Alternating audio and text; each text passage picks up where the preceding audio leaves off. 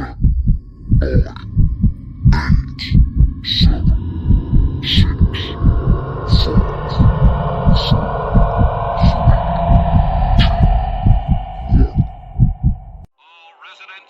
go in and stay in your houses. Drive the rats in the tank area.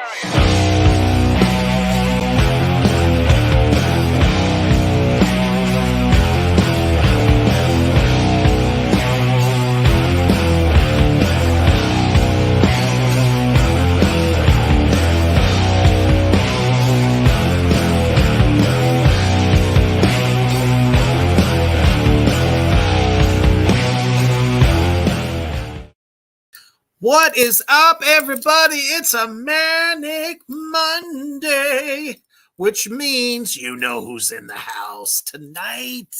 It is Tracks of the Damned with my motherfucking co-pilot, Human the Hoofed Beast.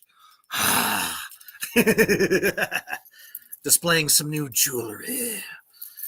Always good for the blasphemy. We love it. But man, I'm sure it's been a ridiculous fucking day, as Mondays can always be. So it is time to kick back because we got 5 more amazing fucking bands that have dropped albums in 2023 that we are going to talk about. And if I can get my thing to work correctly, there we go. All right. So before we get into this madness, and boy, I'll tell you, it's going to be awesome. Guaranteed video won't stop tonight. We'll get to that in a minute. So before we get into all this good stuff, let's take a quick commercial break to our brothers at Villain Arts Tattoo Conventions. Check that shit out.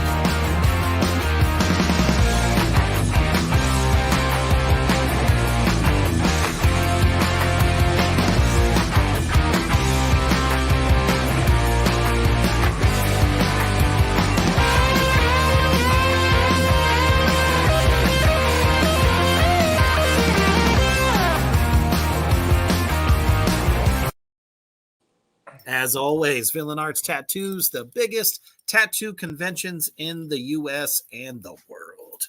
So more than just tattoos, it is a lifestyle. It is performance art. It is beautifully dark. Check it out if it comes your way. Kyler, what's up, brother? Paul, welcome. So what I want you all to do, as I see everybody kind of filing in,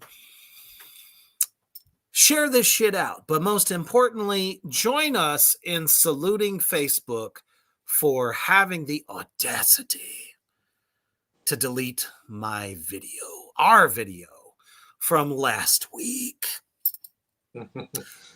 Ain't gonna happen again, I guarantee it. So we have got some great picks this week. And I think, let me see here. We're gonna start. Well, I'll put it up here one more time, just to show you. Oh yeah, I think I definitely want to start with Ahab. So that is where we are gonna start. All right, and since Hoofbeast, you were the one who brought me to the darkness in the best way possible, I will go ahead and let you kick this off. Kyler says all the middle fingers. Yes. And this is Ahab is a band that Kyler likes a lot too, I found out. Yes. So you guys know with me, if it makes my top 30 favorite metal albums of all time, I'm getting it in vinyl and I'm framing it. And so looky what I have. Oh shit balls! They already got vinyl. Look at that. Ahab, the Coral Tombs. This album out something like January 17th or 23rd, somewhere Yeah, around there. it was around like the first of the year, Yeah. somewhere.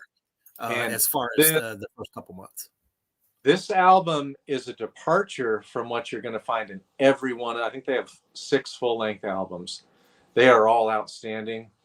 But this one is the most dynamic to me. This album is absolute artistry. Now, yeah, that's great. Yeah, put that one up. So this album is absolute artistry through and through. God damn Well, it. shit. Let's talk about the cover real quick. Look at the Amaze Balls symbolism that we see here. So not only is their logo awesome, so easy to read, which is always a good thing. But you know, certain bands, it's kind of a trend. But there's so much here. Anything from like the crazy spider and the coral reef here. They got some black stingrays, and it's like this army of I don't know what you would call them. Like the old school ocean suits Yeah, coming out of this like crazy ocean god. I mean, I just think that's sick as fuck. yeah. So yeah, I just had to start with that. Yeah, the artwork is outstanding. So I have this on CD and vinyl. That's how good it is, people. So what are you going to get when you hear this Ahab album? So if you listen to any of the previous ones, you're getting brutality, you're getting funeral doom. So it's kind of death doom, death metal vocals, but they slow things down quite a bit. And so you might ask, well, how is this different from other forms of doom metal? Because it is a form of doom metal. So it's very different than the extreme. One of the other bands that we're going to talk about tonight, which is also excellent, but it's a different feel, a different tone. When I listen to this album, The Coral Tombs, I listen to this one differently than I do the others because it's more like Mozart or Beethoven or Tchaikovsky writing different movements that are kind of long. So everything it goes pretty slowly. But another thing that's really different from most doom metal is some doom metal, especially stoner doom metal, is so repetitive that I have to have partaken upon a mind-altering substance, which makes it because I can kind of drone out to it and I love like you almost have to at that point. Acid, and with Acid King, I love it, but Acid King is super repetitive. But man, it's fucking heavy. It's really good. Ahab is going to take you through all kinds of different flavors, slow flavors, and for this album, you get some clean fucking vocals on this one, and that's not cool to some people. Some people just want no clean singing. But it's really good on this. It adds. I was going to say, I found that to be kind of a neat texture, from some of their earlier stuff, because that's, where I started as a new listener was with some of the older stuff. And it's like, sometimes there's just certain parts that it can help elevate or it can destroy. So in this case, it elevated it. Oh yeah. It just seems more rich to me. Like it's like eating 6 desserts, and the desserts are quite different. Each one all tasty. It's kind of so longer songs, slower songs, but to me they hold my interest because these guys are so creative in what they do. So yeah, you're not. Oh, go ahead. You're not going to get the really dirty, dominant bass guitar, which I love in a lot of doom metal. You're not going to get that. Most of us do. In here. This is a mostly kind of clean, not distorted bass. You can hear the bass. The guitars are not like super down-tuned, heavily distorted. They're almost clean. They're kind of like heavy metal tone on the guitar. Vocals are slow when they do the death metal. It's slow, low growls. Actually, my death metal vocals, not me trying to be like them, but that's what mine kind of sound like. And then the clean singing. These guys are from Germany as well, and boy, do I want them to come tour here so bad. Oh, I think it's definitely catching on. I mean, anything from, you know, their YouTube channel to Spotify, any of the ways that you can get, you know, music quick and fast delivered nowadays, you can tell that people are digging the fuck out of this shit.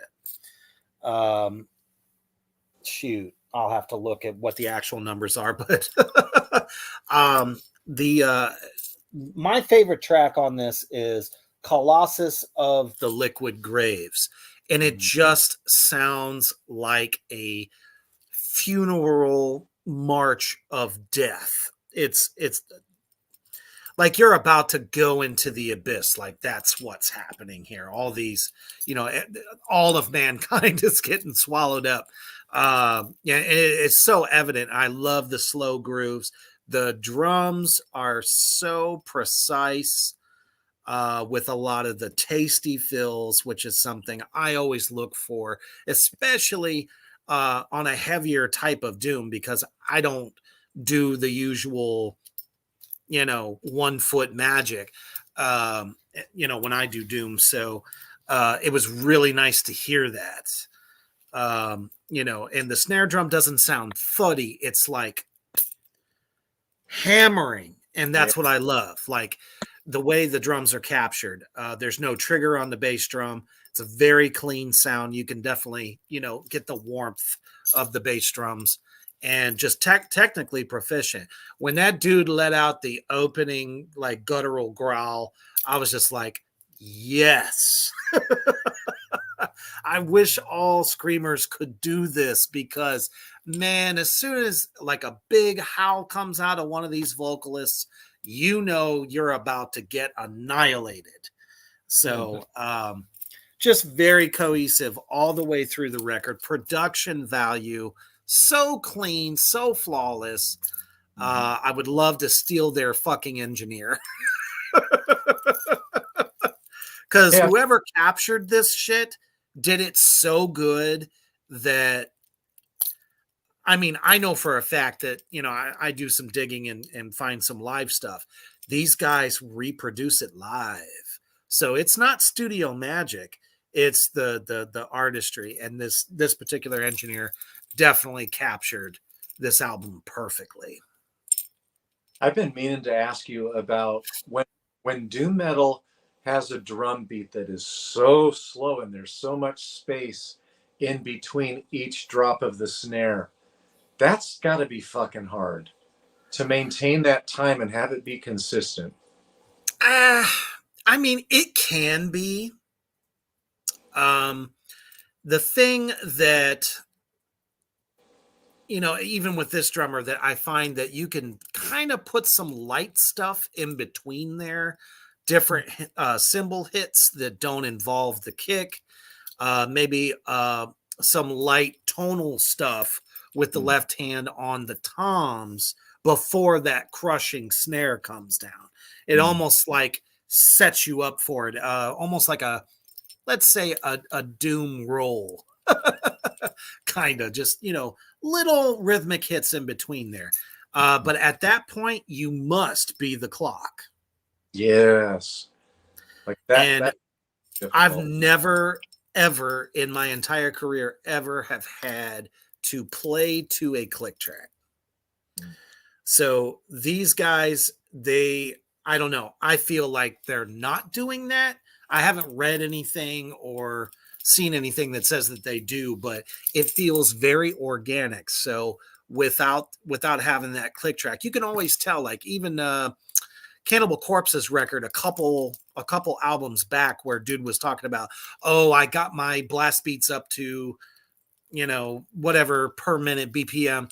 And I'm sitting here going, you guys in your entire career have never used a click track.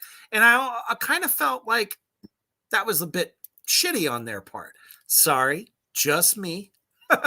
Because if you already got it, just fucking push yourself like Gene motherfucking Hoglan. We'll get to that later. So, just constantly practicing at multiple tempos. These guys nail it so good. It's very eerie sounding. And I love that. So it really makes you feel like you're lost and being pursued in the bottom of a really dark and eerie ocean. They really are going for that, and I think they achieved it really well. Oh, I believe so. And there's so much lore about different gods, goddesses involving the sea, especially, in multiple European folklore. So it's like I could see it almost like Leviathan just coming up out of the fucking pit. That's the feel that I get on this record. There's no positivity. There's no silver lining. There is no coming back from this shit. So this is the album for you guys. If you like, I would even say like a horror movie that, everyone is going to die and there's just no escape. This is definitely the one. Like every shark movie that's come out, 47 Meters Down, all that shit. This album just brings that to life in the most beautifully dark way. I don't think I mentioned also that there's a lot of really nice clean tones where they're holding a guitar and they're jumping around the strings, and it's real beautiful, melodic. Like it adds to the eeriness as well. So you get clean tones at times, but they're still dark and eerie. You get heavy, slow, pummeling distortion. It's outstanding. This might be my album of the year. I don't know, but it is so. It's really up there. Really damn good. It's really up there for me too. And it's like we've said many times on this show, doom doesn't automatically equal fuzz. Mm-hmm. There are multiple genres within doom that fuzz is utilized a lot, especially if they're trying to catch the late 60s, early 70s fuzz. If that's their thing, great. But when it comes to this kind of a little bit more, I almost kind of say it's a bit chaotic doom, as far as like funeral doom or even death doom for that matter. But it doesn't need that fuzz. It doesn't have to have orange amplifiers. And that's one of the things that are very pleasing to me about Ahab, is that it almost reminds me of like that classic thrash controlled sound. There's not, tons of feedback or any shit like that. So, oh, Lorcan, what's up, brother? Good to see you. Not everyone that watches always comments. Let's put it that way. Babylon Sun, welcome. As always, out there in Black Flame Land, if you know anything about these bands, I know it's quite a learning show for a lot of us. So, feel free to comment. But, to answer your question there, Lorcan, not everybody is always talking. They just like to watch or listen. Everyone's very different. Ahab is a band that Babylon will like. I know if he hasn't, I think he's already checked him out. But I'm surprised if he hasn't already checked him out.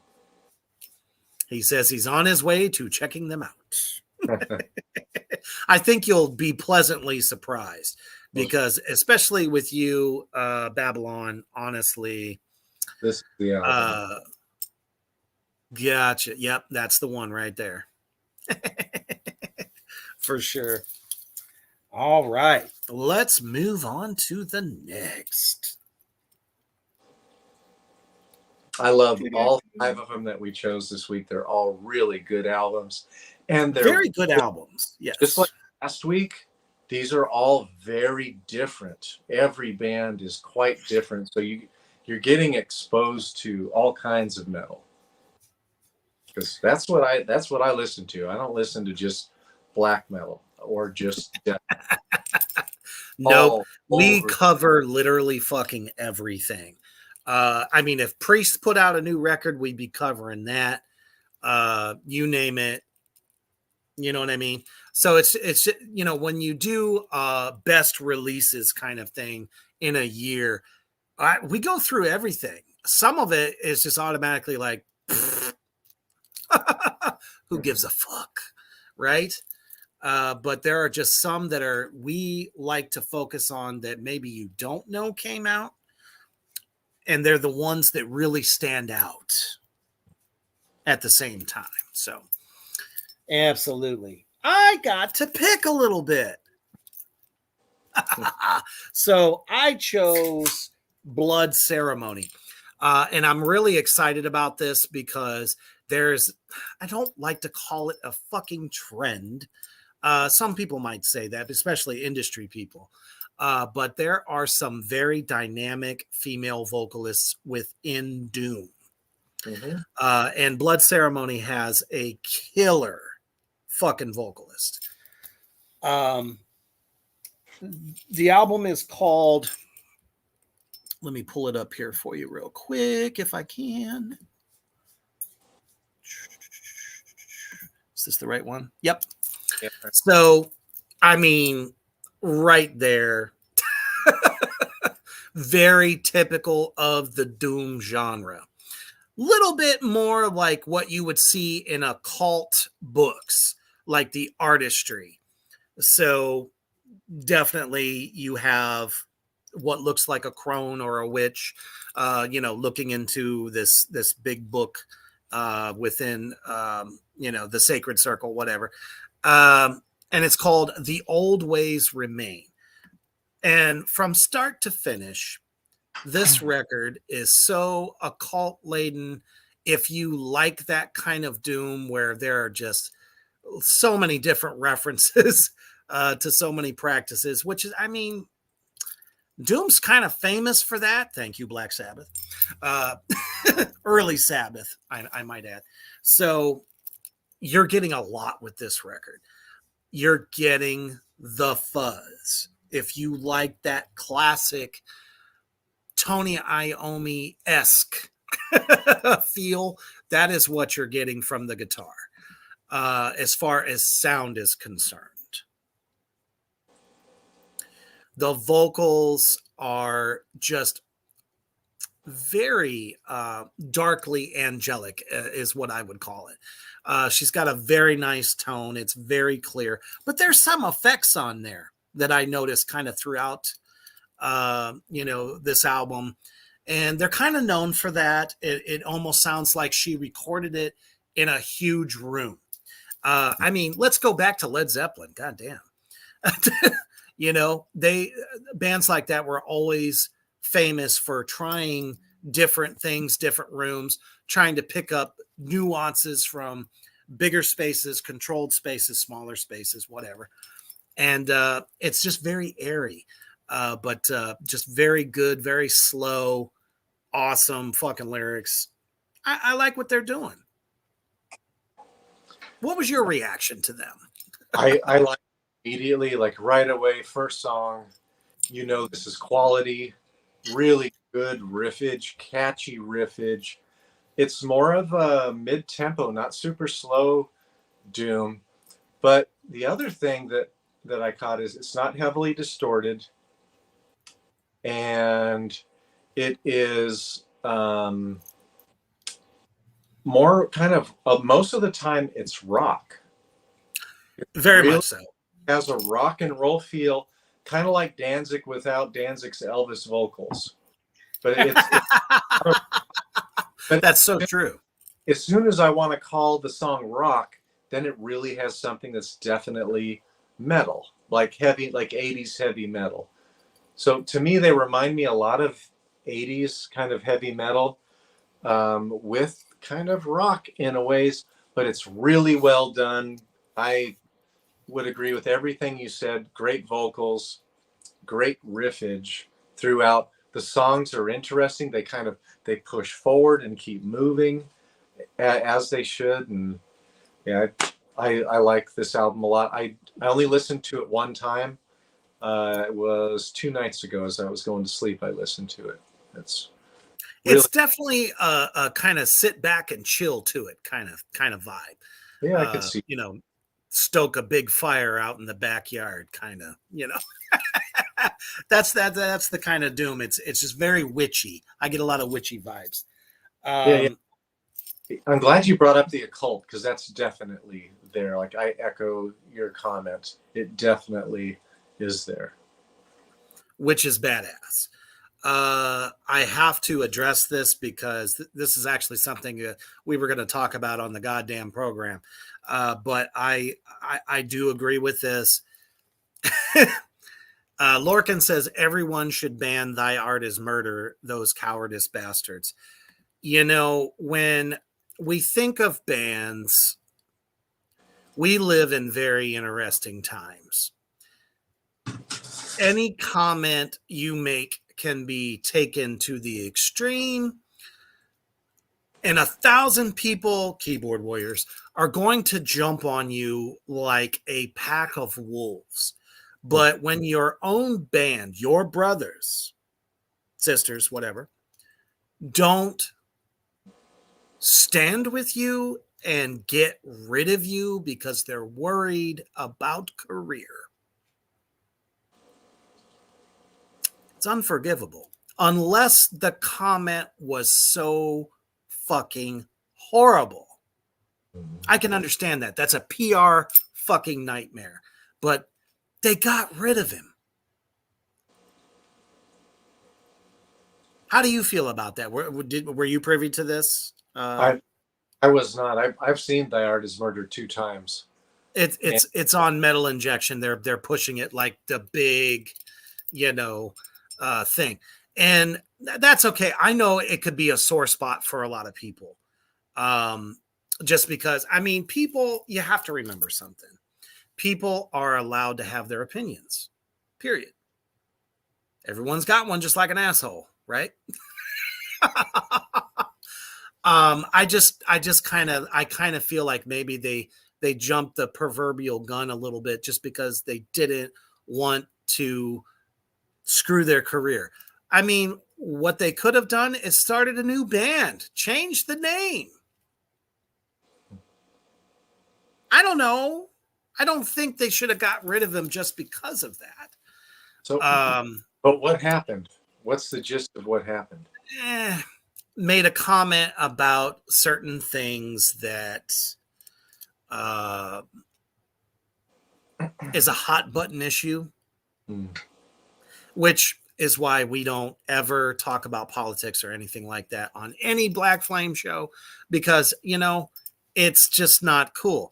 It's about, humans being humans. I can see, first of all, Lorcan, I will not say it. He's goading me out there.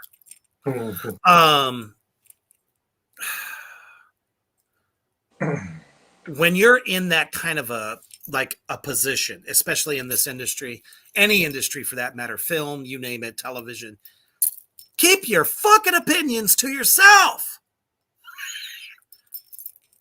Why do you have to go on Twitter and say something? If you feel a certain way about something, talk about it's like coffee talk. Talk amongst yourselves. Why do you have to put it on social media? Now he's fucking fired. You see how shitty that is? If everybody could learn to do that. I think that's one of the worst things about social media. It's given a voice to everybody. And it's like if somebody does go there and it is a part of the popular opinion, then nobody says shit. But when somebody has a different opinion that doesn't go with the status quo, suddenly they're horrible. So I don't know. I'm on the fence about it, obviously, for various reasons. I would say, Hoofbeast, go check out the article So I feel that.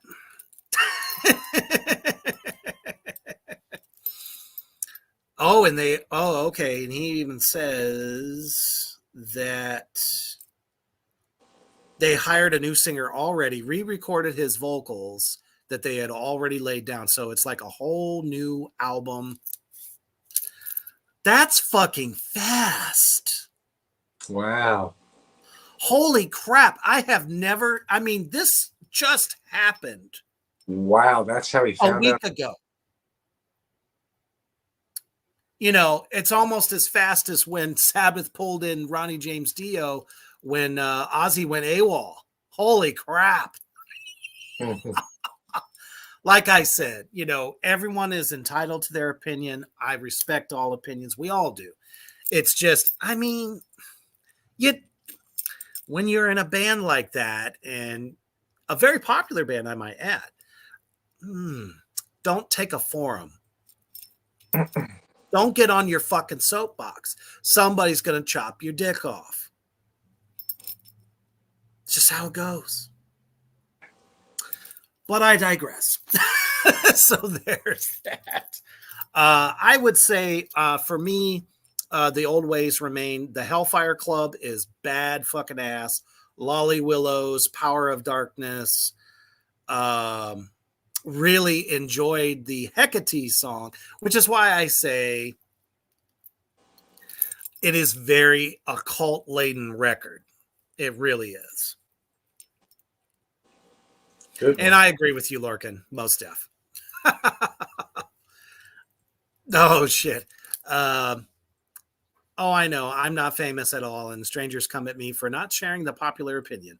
And I don't listen to that band, but it sounds a plan to replace him was already in place.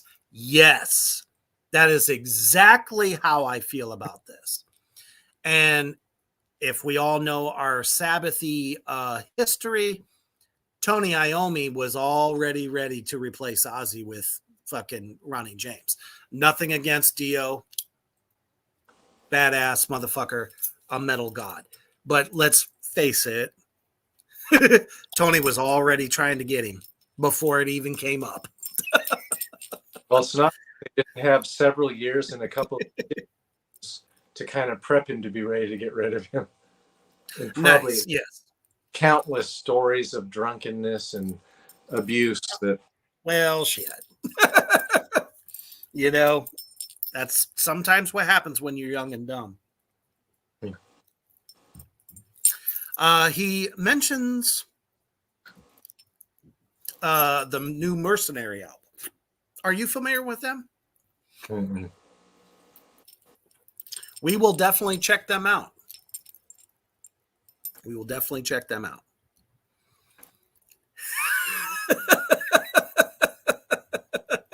Liz says, hated all the songs about magic and rainbows. For sure. Oh, man. All right. Let us move. Oh, melodic metal. Lorcan says it's melodic metal. So definitely up our alley. Not out of my wheelhouse, and neither Hoofbeast. We will definitely check that shit out, brother. Most def. So we are moving on to the next one, and I'm going to let you kick this one off because you're like the biggest cattle decapitation fan of all time. I am too, but shit, you know them inside and out. So I'm going to let you roll with that. So you've had to have heard of Terrasite. This by now, yes. Is nuts. It's really, really good as well. And it was hard. There's two other bands that have put out some great albums that are like my honorable mentions for this little period of kind of updating people for like what's been going on so far this year as we head to the last 3 months of the home stretch. But Terrasite is absolutely outstanding. What a stunning album. Scourge of the Offspring is the third song on the album. That is the song, like I've already written Josh Elmore, the guitarist of Cattle Decapitation, And he said, as they come through on their second tour in the States, which starts in just a few weeks, they will be playing Scourge because it was such a hit for them. And people would be pissed in these states or cities that they didn't play the first time. And so what Cattle Decapitation told me, what Josh told me, is they try to play half of the new album for their first big tour, and then they play half of the big and half of the rest of the album for the second tour. Kyler says, man, love Cattle and mad thank you to Hoofbeast for what he did for me. Absolutely. Yeah, if Josh, we can do it, man, we will do it. Josh is such a cool guy. Like I said, hey man, can I get one of your picks for one of my friends? And he was like, oh yeah, no problem. Let me go get it. And he bus and grabbed one. That's awesome. But anyways, this album. So we've had so many good albums from them, and yes, Death Atlas came out in November, end of November, right before COVID. The poor guys went to New Zealand, and then COVID, they just barely got out of New Zealand without being stuck there for quarantine when everything shut down. They were doing shows like everybody was starting to freak out, and they got back. And to hear how they made this album, because this album was written while most people were locked down. And so he was in, I think, Slovenia at this time because his girlfriend's Slovenian. They now have moved to Berlin, Germany, Josh Elmore and his girlfriend. So jealous. Travis is in San Diego, and Dave McGraw, the drummer, was in Seattle. He's recently moved to Chicago now. And by the way, he's lost a lot of weight. And Josh and I were talking about that. Oh, my goodness. He would party really hard on tour and drink quite a bit. And he apparently cut that down because Josh said, I haven't seen him take one drink the whole time. And they were just posting pictures because I think they just finished up New Zealand and Australia. And he's lost weight again. He looks like he did about 10 years ago. And then they have Ollie is in Montreal, Canada. And then, oh God, what's his name? The other guitarist, he's Italian, not Oli. It's a longer name, but anyways, I'll think of it later. Anyways, he's Italy. And I think he does do some of his time maybe in San Diego as well. But the way they wrote this, and he said, we're all writing songs and, putting 2 or 3 riffs together, and then we have to send it to everybody. Then we've got to wait to hear what everybody says. And he was just like, man, it was maddening. Well, Josh said he'll come back on our show. Again, we'll have to have him come on and describe this a little bit more. Absolutely. We'll talk about the entire album from like start to finish. Yeah. So that'd be badass. And so the funny thing is when I met with Josh, and Josh and I went out and had dinner in Charlotte in May, he said, right after the album came out, the rep from Metal Blade who works with Cattle Decapitation, they call him Bella. Yeah. It's appropriate. Come on. So he told me as soon as they released the album, well, I'm glad the cat made an appearance once again. Every show. For the 5th time. Yeah. Devil cats. Oh. Anyways, so no sooner than the album dropped, they'd released like their 3rd single off of it because they built up for 2 months. The Metal Blade rep is on them saying, all right, you guys need to work on the new album right now. Work on it right away. The metal world has changed. The way we release music has changed. You guys need to start working on this right away. And basically the inference I got was like, fuck that. We're not doing that. We're going on tour. So I'll be curious. Like, I want to ask him about that type of stuff. Like, have you guys been writing on the bus and kind of, you write a riff and then, share it. And so. Absolutely. And it's really a testament to bands that don't live in the same state. You can still, in this day and age, especially, keep a band together no matter where the fuck you guys are, because we have the technology now. You can send, riffs. It's not the traditional way to do it, all four people just getting together and jamming the shit out. Sometimes you just can't. But, at the same token, a band is a sum of its parts. So if they're that fucking good and you have that bond, that brotherhood, you make it work, and they sure as fuck do. The only thing I have to say about this record that I don't particularly like, I don't like the drum sound. The snare is present. Now, when you have blast like they do, it's fucking phenomenal. I love every bit of it. The problem I have is the tick sound. I think that's because I got completely spoiled with Vinnie Paul's drum sound. No matter how many kicks he did, no matter, what type of snare he was using, you always got the crack and a clearly defined bass drum.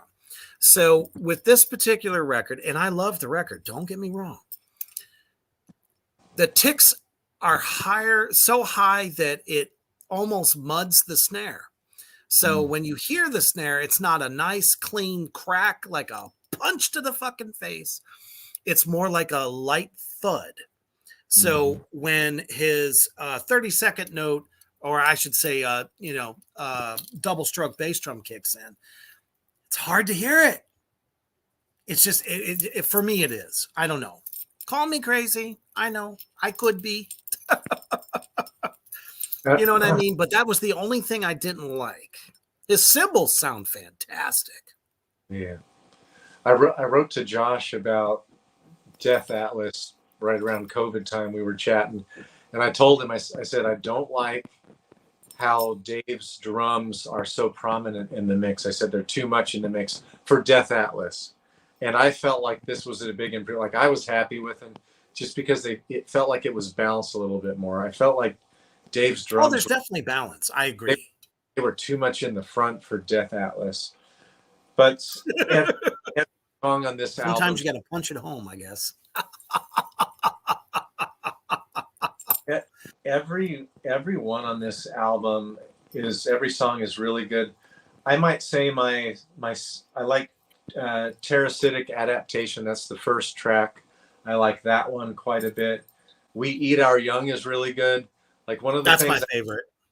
I usually don't care for Travis's new goblin voice that he's been doing for a few years. I usually don't like that kind of singing distortion so much. I think he over relies on it. But on Scourge, I like it the way he did it there. Like, to me, that chorus that he has just hits you in the heart. Like, it really pulls on you. I really like that.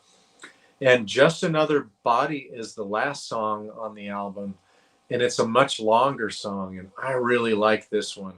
It's more like kind of like a long symphonic piece in the way that it changes. A little different for them, yeah. Yeah, and I really like that. But guys, this album is also in the running with many albums. Many people, critics, are talking about this is in the running for Album of the Year as well. Absolutely. And I love you guys out there, my demons in the comment section. Dante Lira. Off topic, Mark Portnoy versus Mike Mangini. I know what my instant answer is, and that's Mike Mangini. Me too. I agree too. He is more dynamic as a drummer. I think so too. He can still do the womp ass, but do it in such a more classically trained kind of way. And I dig that. Man, I'm trying to think of the guy's name right now. He's probably one of my most favorite guys of all time, Terry Bozzio. That drummer, he started out in one of the most classic rock bands you could imagine with Zappa. And for all you Korn fans out there, he was brought in to do one of Korn's recent records. You know, the one with the impossible fucking drum solo that happens in the middle of the song? So that's what I call that type of caliber drumming. That Mangini shares with a lot of players like Terry Bozzio, and some of the more. I know the word prog keeps coming up a lot, but I just call it. Damn it, they know their fucking rudiments. Yeah. They know rhythm inside and out, how to dance around it, come in, come out, turn it upside down, flip it around, but yet you're still in fucking 4/4. When Terry Bozzio was playing for Missing Persons, I freaking love it. Like, I remember watching this in like 1982, 83, watching him play and just being like, holy shit, he's good. And he's a showman behind the kit as well. Oh, yeah, absolutely. He knows how to turn it on, proverbially.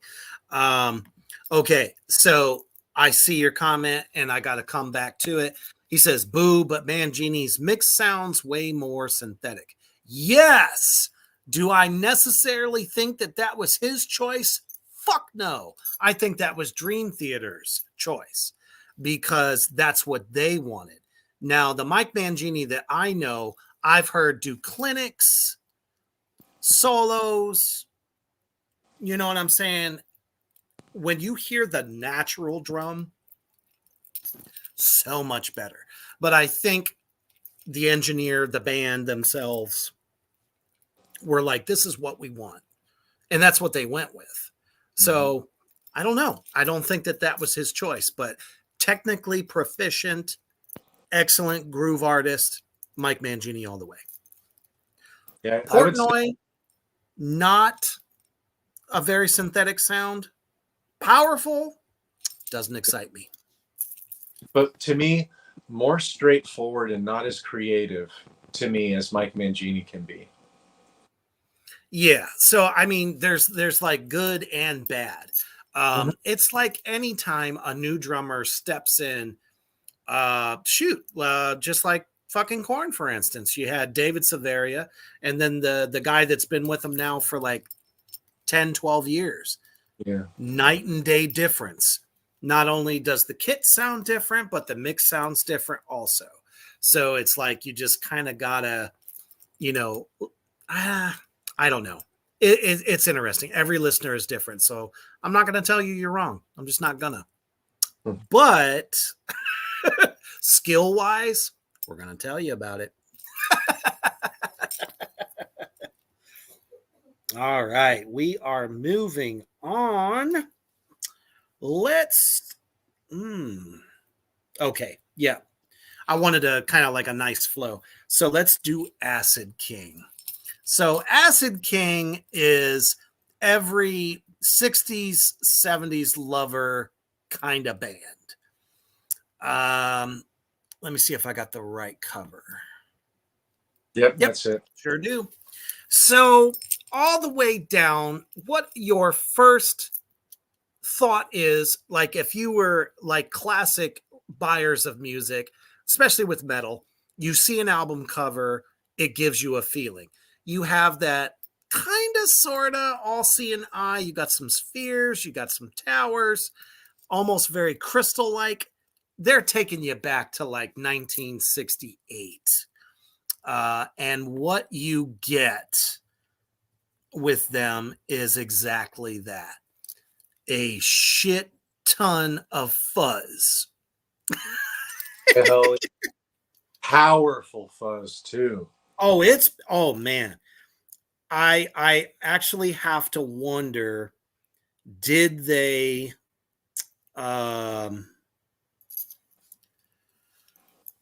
do some multi-tracking? They have fuzz on every single level, from the lows to the highs. It almost seems like, I don't know, like they had to like practically multi-track that, but it could be picked up by the bassist. because there's a lot of fuzz even on the bass. Oh yeah. To me, Holy crap balls. the bass who's really leading that, because I watched him live for some couple of videos, and it's the bassist who is the most prominent in the show. Like when I just saw Yob and I just saw Paul Bear. Both of those bands have the same type of bass tone and the same tone throughout, and the bass is so prominent. And live, man, you can feel it. Oh, hell yeah. Yeah, thank you, Liz. Ray Luzier, thank you. It was on the tip of my tongue, and I just couldn't spit it out. That's the current drummer of Korn. But yeah, man, when we think of the overall dirtiest fucking bass you could possibly get, nobody can match Lemmy. I mean, signature fucking tone. But, you know, the bassist for this band is very reminiscent of that kind of a sound to me a little bit, but sludgier. And I wonder if that is because the way they're tuned. Yeah. Yeah, they're definitely low tuned. It's to me, it's like Sleep with better production, because it's big time. And it's almost instrumental. If you guys haven't listened to Acid King, this album is like 4/5 no vocals at all. Maybe a fifth or a sixth of each song has some vocals, and they're very monotone, almost spoken, kind of drone singing. And it sounds a little bit more like Kylesa, if you've listened to other kind of stoner kind of rock bands. But it's a really good album. My only thing is I really do need to be under the influence to super like get into it, just because it's so repetitive and slow, and it doesn't have it doesn't have like 6 parts to it. It has like 2 parts, but the 2 parts are simple, really catchy though. But the songs are longer because they're so slow, but really well. I almost want to say like, and I'm trying to think of the band name, and they're on tour with another really great doom band right now. They're the ones that kind of say that Sabbath stole the idea for their type of music. God damn it. Oh, that's going to kill me. I'm going to have to look it up.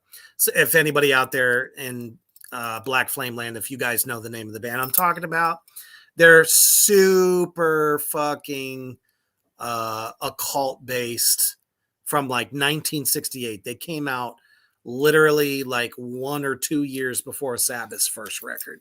Deep Purple? What is it? Deep Purple? No. It's a female-led doom. They consider themselves to be the originators of doom. But this band kind of reminds me a lot of them. I wonder if it's Lucifer. Is it Lucifer? I don't know. Anyway. So, you know, the vocals, like you said, they are very monotone. So very trancey.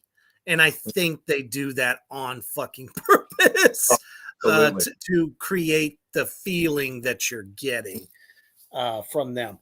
I really dig it. I mean, it's got, you know, a more modern drum sound, so they didn't really go for like a classic mix as far as their drums. They're very clear, very punchy. So multiple layers of heaviness. That's what we're always talking about. And they're heavy in a different way. They're just very heavy fuzz, very sludgy, but you're definitely getting like the Manson family kind of vibe with the vocals, which I can appreciate, because I think that's cool. And I still love a lot of what they used to call acid rock of the late 60s, early 70s. So I don't know. I dig it. It's definitely a mood kind of band, though. Yeah. I don't think I could rock it every single day, but I can appreciate it. Yeah. So we've come to the last one, guys. Fuck yeah. You did it. hopefully you've been learning a lot of shit along the way.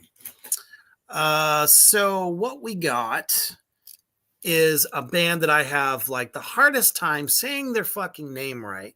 Thantafaxith. Did I get it? Yep, that's right. Holy shitballs. This is another one that Hoofbeast has turned me on to, and I really like it a lot. So take us into the world of Thantafaxith. Oh my gods, I can't say it. It is hard. I've been staring at it for about nine months straight. So this album, once again, it has made my top 30. It's that good. It's that good. And I don't put two albums in my top 30 from the same band. And that's why you don't see Cattle Decapitation in vinyl, because I chose The Harvest Floor by Cattle Decapitation as my favorite from 2009, January of 2009. But okay, this is another band. This is avant-garde black metal. So a bit weird, like Deathspell Omega, but Deathspell Omega is a lot more kind of straightforward black metal compared to Thantafaxith. These guys are from Toronto, Canada. One thing I don't like is I'm so tired of seeing bands wear vests with hoods. I do have to say that is a little overdone. Yeah, Midnight is doing it.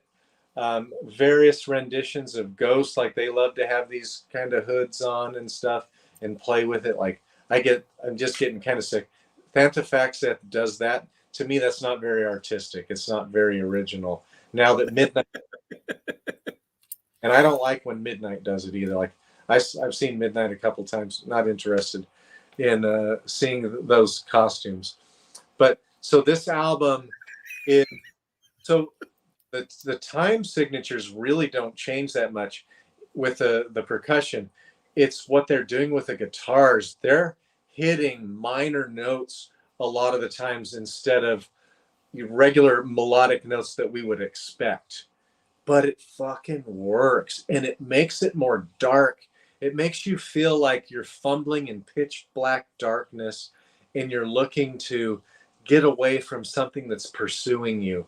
Like you feel a little crazy, like you're looking around the whole time. This album to me makes me feel that way, and so do 3 of their previous albums as well. But to me, this is the most artistic and most well-made albums. The songs are not all the same. They're quite different. They're not all like blast beats. As a matter of fact, they don't have very many blast beats. But it's not real heavy, not heavy laden. You're getting black metal vocals, but really avant-garde, unusual guitars. And I get that a lot when I heard the song Solar Witch. You know, it kind of felt like it went out of time, but it didn't. You know, they're just kind of like pitting, 3 against 4, that kind of thing. Yeah. And you're just kind of like, oh shit, this is like so, music theory laden. Really not. It's just very simple rhythmic ideas. But if you flip them around a little bit, you can create that effect. And they do it really well. And it's pretty subtle. It's not 50,000 notes crammed into, 1 bar kind of black metal kind of thing. So I really do kind of dig this style. Don't get me wrong, still love my traditional black metal. So does Hoofbeast. But, sometimes something new comes around and it's like a whole new way of looking at that particular genre. And somebody just kind of changes the game a little bit. I think these guys, this album in particular, will influence metal, especially black metal, for years. Just like, to me, this is like for black metal. Well, maybe Deathspell Omega is. Like when Paracletus came out for Deathspell Omega, I think it was 2009 or 2010. That album was flipping weird. This is more weird because it doesn't the blast beats in there. Really, really, really unusual, very artistic. Like I can't. There's no band that sounds like Fantafaxif do on this record.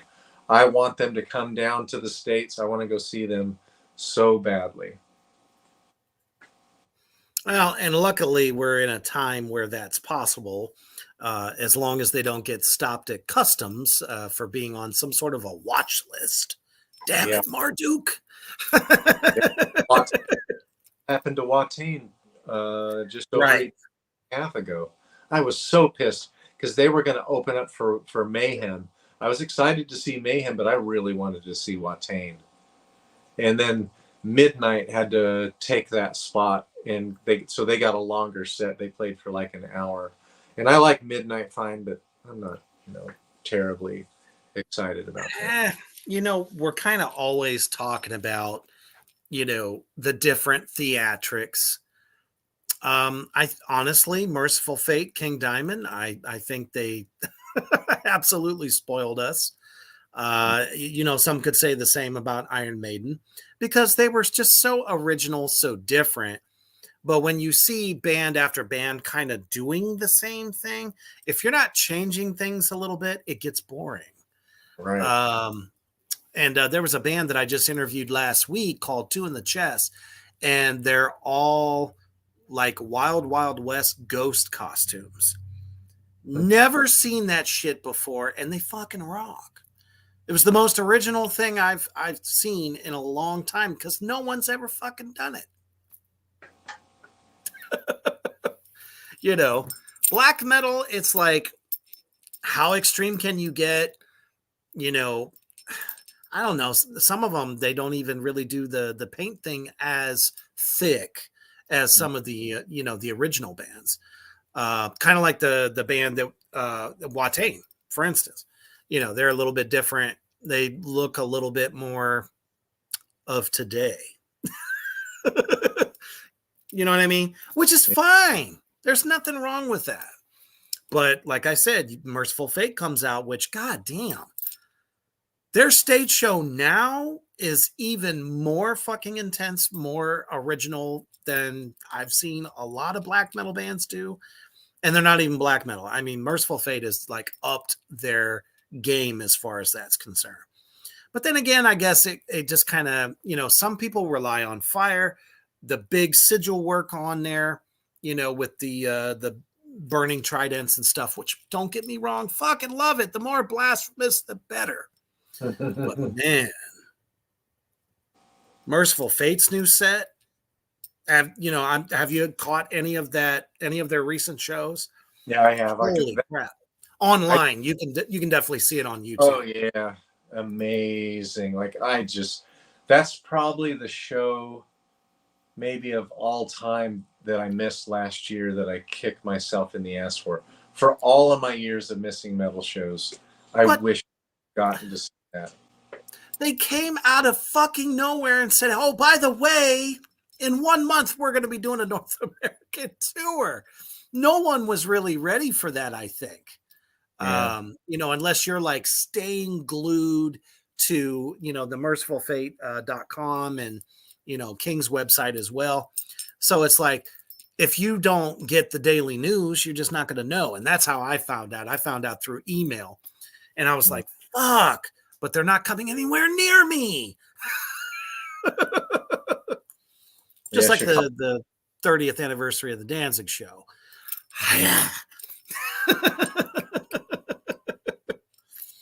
So, yeah. Guys, I hope that what you took away from tonight is these 5 bands are so much fun on so many different levels.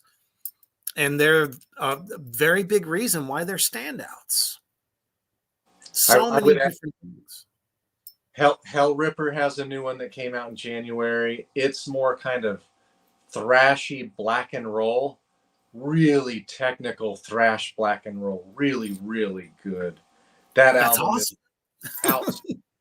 Well, it's really, really good. And Enslaved's new one is really good.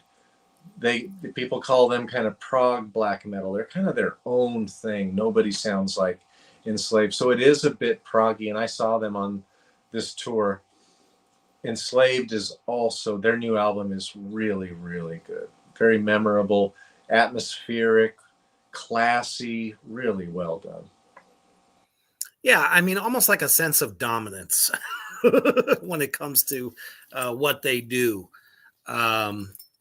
So we urge you to check these bands out if you haven't already. And most of our viewers tend to know a lot of the bands that we talk about because they're not the huge, constant advertised bands. In some cases, they don't get a lot of press. Mm-hmm. Unless you read, some of the, publications and stuff that most of these bands would, tend to come up into. So definitely check it out. We appreciate y'all, picking us for your getting over Monday malaise, as I like to call it. Manic Monday. Mm-hmm. Very much so. And definitely keep in mind that this Friday, the long-awaited interview with the Carnival Metal Band. And when I say Carnival Metal Band, this is a whole new genre of metal. It really fucking is. The band is Raven Black. We were supposed to interview them about a month ago or so, and we've been trying to get a date because their touring schedule is so crazy. Well, it is this Friday night, 8 p.m. CST. It is going to be crazy. So if you are a fan of Raven Black, definitely tune in this Friday. Get those questions answered. We're going to be talking about their new album as well as all the big shows they're doing. And on October the 14th, I am going to be at the Tennessee Metal Devastation Festival in Tennessee, covering bands like Casket Robbery, Raven Black, and a lot of the other bands that are there. Just found this out about a week ago or so. So it's definitely happening. Reaper's definitely going to be there. So come say hi. But as always, as you're getting ready to come into Tuesday, heading towards the hump of the week, just, man, don't take no shit from nobody. Listen to as much new bands as possible. Keep an open mind. Kick fucking ass. And always stay heavy. All residents, go in and stay in your houses. Drive the